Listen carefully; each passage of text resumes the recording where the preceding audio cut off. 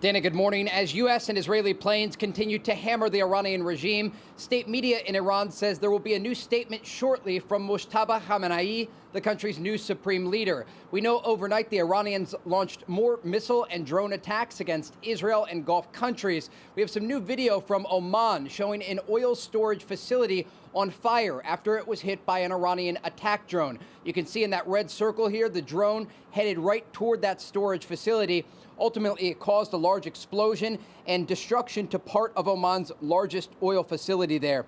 Also, some new video coming in of tankers in the Persian Gulf just off the coast of Iraq, where one person was killed and others injured. Crews had to be rescued after these two tankers were hit by an Iranian vessel that was packed with explosives. Flames spewing from what's left of that vessel there. And President Trump overnight talking about the impact on oil markets, saying this.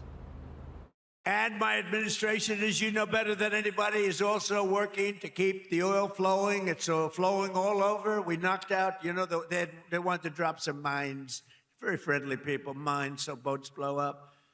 And we knocked out as of, every hour I have to change because they knock them out so fast. I've never seen anything. Think of it. They knocked out 54 ships in 2 days, and they're real ships. With focus on the Persian Gulf, there is also a lot of focus here in Israel on their northern border with Lebanon, where the Iran-backed Lebanese militant group Hezbollah fired more than 100 rockets over the border in less than an hour overnight. An IDF official telling Fox News this was the largest barrage since Operation Epic Fury began. The Israelis say they will continue to go after this terror proxy. And I'm just going to have you pop out of the video here. If you can stay with me, Bill and Dana. Come live to us here in Tel Aviv. We have air raid sirens that are sounding here. The Iranians appear to have launched another barrage of ballistic missiles.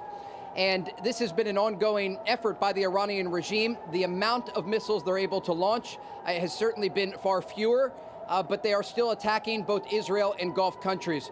I'm going to toss it back to you. We'll continue talking here. I just need to put on my helmet.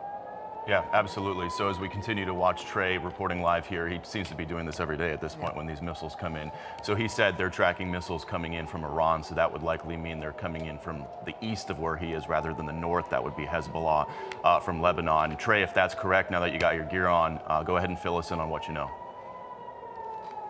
Yeah, Bill, over the past 24 hours, we've actually seen joint attacks by the Iranian regime and Hezbollah. They appear to be coordinating when they can to launch a number of missiles and rockets at the same time at Israeli cities. We know, according to U.S. Central Command and the Israeli Air Force, they are going after these launching positions. One official here told me they are hunting the ballistic missile launchers. And that's part of the reason that we have seen oftentimes hours go by without sirens sounding here in Tel Aviv. And I'm just going to show you what the scene looks like here next to the expressway, Bill. You're going to see there are some cars that are still moving, but if you look along the edge of the expressway, you're going to see a few people that have gotten out of their vehicles, and they are, if you can pan left here, Yaniv, you can see those people on the side of the road. And also, I'm going to have my cameraman pan up to the sky here. If you just stay with me, you're going to see the trail of an interceptor launched by some of the advanced missile defense systems belonging to the Israelis. And again, Bill and Dana, as this continues, we are seeing fewer missiles launched at a single time. But it is incredibly challenging for the Israeli people below because they've spent much of the past several days in and out of bomb shelters, watching out not just for direct impacts, but also the falling shrapnel and the cluster munitions. We should very briefly talk about Iran's use of cluster munitions. This is a major topic of conversation here in Israel because it's a change in the threat to the Israeli people. We've seen the impact of these cluster munitions. Oftentimes, even if the missiles aren't intercepted, they will explode over the skies of Tel Aviv, and they rain these bomblets down on the population below, and they can take out part of a building. We arrived at one apartment complex where an entire apartment had been taken out by a single cluster from this munition.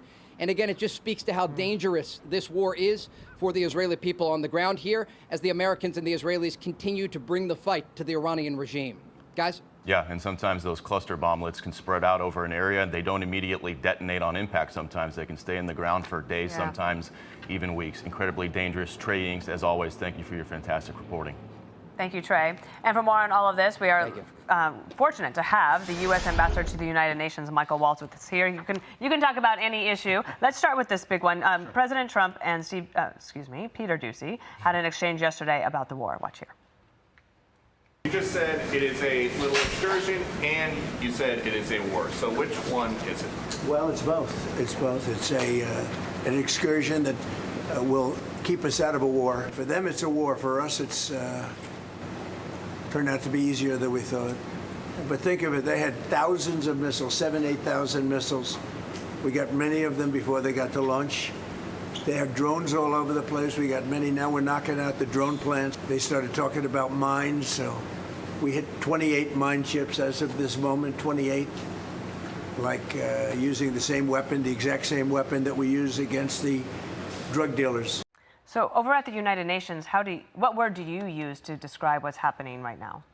Well, what I've been using over and over again and pointing out to all of the members there is that this war started 1979, started 47 years ago, and President Trump is no longer going to just absorb these attacks, whether it's the terrorist proxies, Hezbollah, Houthi, Hamas, or attacks on infrastructure, or you name it, the malicious activity that Iran has been up to.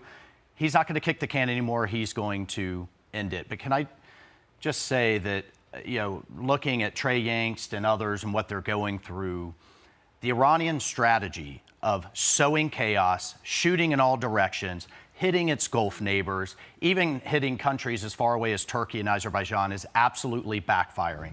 Yesterday in the UN and the Security Council, we had a historic day in the sense that all of the GCC countries, led by Bahrain, uniformly and publicly denounced Iran.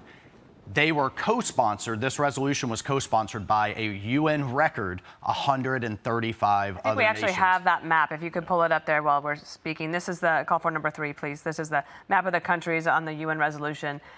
This is unusual, to say the least. Well, and here's why it's so significant. Number one, many of these countries have taken kind of a neutral position over the years when it comes to Iran. Qatar, for example, shares a massive gas field, the Pars gas field, with Iran that stretches across the straits there. UAE has a massive free trade zone of Iranian goods. Oman was just mediating and providing the kind of neutral actor for us during the negotiations that Iran never approached in good faith. They are all now standing strong. They are all uniformly, I got to tell you, and talking to them on a personal level, furious, outraged, and the fact that Iran is hitting hotels, resorts, ports, their shipping, all of those, their airports, all of those civilian infrastructure has them squarely aligned with the United States. And if you look at it, it's really kind of the Abraham Accords coalition that's now in action, and now it's unified. And the other important thing yesterday, is both China and Russia, fair weather friends that they are, they abstained. They backed away. They didn't oppose it, and they could have vetoed. We've heard President Trump say that the U.S. has already won, that this is over. He said yesterday, quote, it's easier than we thought it would be. Does he risk putting himself into a corner at all by saying that, though? I mean, especially with these new images overnight, the Strait of Hormuz is there's still bombs going off, there's still ships getting hit. Yeah, but look, I mean, if you look at the military objectives that he laid out, Secretary Hegseth has laid out from the very beginning, command and control decimated, 3 layers down. Ballistic missile, both production and current. We've seen a 92% drop off. If you look at their nuclear program, not only their enrichment is obliterated, we're hitting other key aspects of it as well. And I could tell you, interestingly, remember the Houthis that were firing at every ship out there? Incredibly quiet.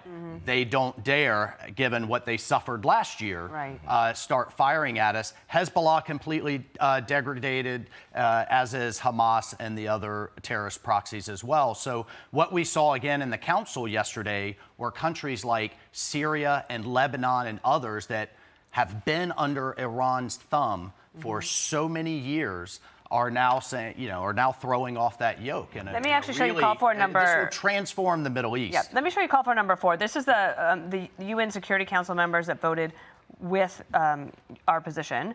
And what I thought was interesting is that includes Pakistan and Somalia. Right. Okay, right. So I paid attention a little bit to that, and then I'm fascinated by what the mood is over in Turtle Bay. This is the Iranian ambassador at the UN yesterday. Watch here.